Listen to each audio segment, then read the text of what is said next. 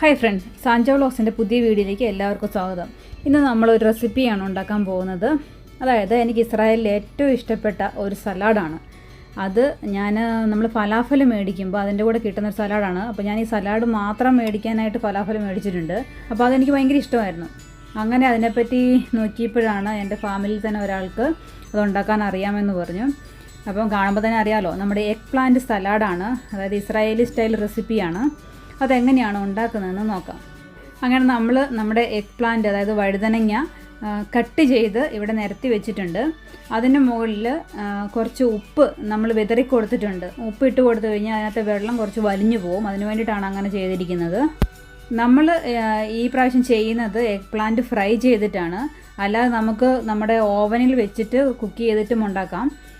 രണ്ടും സെയിം തന്നെയാണ്. കുറച്ചും കൂടെ ടേസ്റ്റ് ഫ്രൈ ചെയ്ത് ഉണ്ടാക്കുന്നതിനാണ്. നമുക്ക് ഇതിലേക്ക് വേണ്ട സോസ് ആദ്യം തയ്യാറാക്കി വയ്ക്കണം.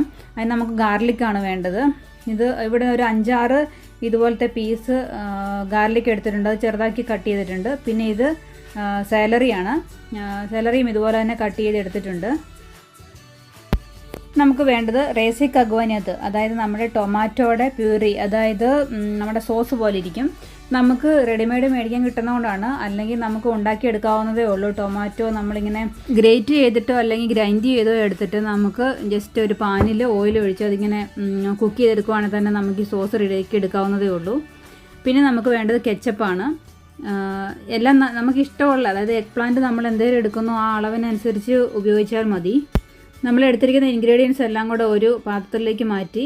പിന്നെ നമുക്ക് വേണ്ടത് ഒരു 1/2 ഗ്ലാസോളം വിനാഗിരിയാണ്. പിന്നെ നമ്മളിവിടെ ഒരു 200 ഗ്രാമാണ് റേസയ്ക്ക് എടുത്തിരിക്കുന്നത്. അത് കുറച്ച് കൂടുതലായിരുന്നു. നമുക്ക് നമ്മുടെ അളവനുസരിച്ച് കുറച്ചെടുക്കാവുന്നതാണ്. നമ്മൾ ഈ സോസിന് വേണ്ടി എടുത്തിരിക്കുന്ന എല്ലാം കൂടെ മിക്സ് ചെയ്തു. അതിനുശേഷം അതിനകത്തേക്ക് കുറച്ച് ജീരകത്തിൻ്റെ പൊടിയാണ് ഇട്ടിരിക്കുന്നത്. കുറച്ചേ ഇട്ടിട്ടുള്ളൂ. 1/2 ടീസ്പൂണാണ് ഇട്ടിരിക്കുന്നത്. പിന്നെ നമുക്കൊരു കുറച്ച് കുരുമുളക് പൊടി, അടുത്ത ഇഷ്ടമനുസരിച്ച് കൂട്ടി ഇടാം കേട്ടോ. പിന്നെ ഇത് എരിവുള്ള മുളക് പൊടിയാണ്. ഒരു 1/4 ടീസ്പൂണോളം എരിവുള്ള മുളക് പൊടി. അറിയാമല്ലോ, ഇസ്രായേലുള്ളവർ അധികം എരിവ് ഉപയോഗിക്കാറില്ല. എല്ലാം കൂടെ നന്നായിട്ട് മിക്സ് ചെയ്തിട്ട് വേണമെങ്കിൽ നമുക്ക് വിനാഗിരി പിന്നെ ആഡ് ചെയ്യാം. വിനാഗിരി ഒത്തിരി ഉപയോഗിക്കുന്നത് നല്ലതല്ല. പിന്നെ ഇപ്പോൾ നമുക്ക് കാണാം, ടിഷ്യൂ പേപ്പർ വെച്ചിട്ട് ഞാൻ പറഞ്ഞായിരുന്നല്ലോ നേരത്തെ, ഉപ്പ് വിതറി കൊടുത്തിട്ടുണ്ട്. അപ്പോൾ ആ വെള്ളമെല്ലാം വലിഞ്ഞു വരുന്നത്. അപ്പോൾ അതെല്ലാം ഒപ്പി എടുക്കുകയാണ്. ഇത്തവണ നമ്മൾ ഫ്രൈ ചെയ്തിട്ടാണ് ഉണ്ടാക്കുന്നത്. അതുകൊണ്ട് പാൻ വെച്ച് ചൂടായിട്ട് നമ്മൾ ഓയിൽ ഒഴിച്ച് കൊടുക്കുകയാണ്. ഒത്തിരി എണ്ണ വേണം കേട്ടോ ഉപയോഗിക്കാൻ. പിന്നെ നമ്മൾ ഫ്രൈ ചെയ്തത് റിമൂവ് ചെയ്ത് അതിനകത്ത് എണ്ണ പിന്നെയും വലിഞ്ഞു പോകാനായിട്ട് വെക്കാനായിട്ട് പാത്രം അവിടെ തയ്യാറാക്കി വെച്ചിട്ടുണ്ട്. അതിലും ടിഷ്യൂ പേപ്പർ വിരിച്ചിട്ടുണ്ട്. ഇപ്പോൾ നമ്മൾ എണ്ണയിലേക്കെല്ലാം ഇട്ട് കൊടുക്കുകയാണ്. പിന്നെ തിരിച്ചും മറിച്ചും ഇട്ട് കൊടുത്ത് നമുക്കറിയാമല്ലോ, ഫ്രൈ ചെയ്ത് ഒരു ബ്രൗൺ കളർ ആവുന്നതും വരെ ഫ്രൈ ചെയ്തെടുക്കുക. എളുപ്പത്തിന് വേണ്ടി നമ്മൾ 2 പാനിലാണ് ഫ്രൈ ചെയ്യുന്നത്.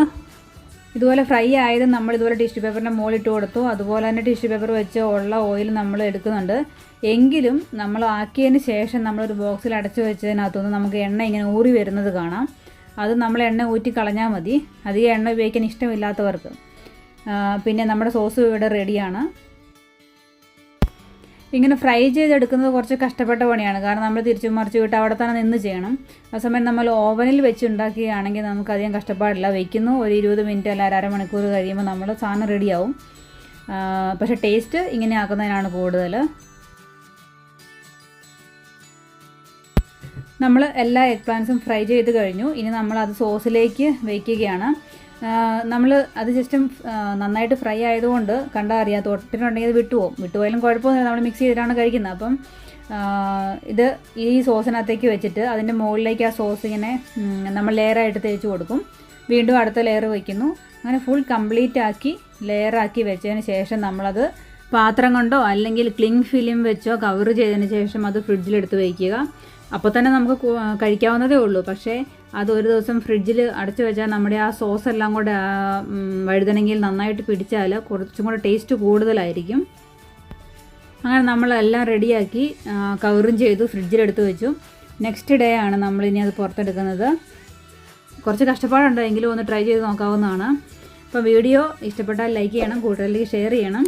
ചാനൽ സബ്സ്ക്രൈബ് ചെയ്യാത്തവരും സബ്സ്ക്രൈബും കൂടെ ചെയ്യണം. തീർച്ചയായിട്ടും നിങ്ങളത് ഉണ്ടാക്കി നോക്കുകയും വേണം. അപ്പം പുതിയൊരു വീഡിയോ ആയിട്ട് വീണ്ടും കാണാം. Bye bye.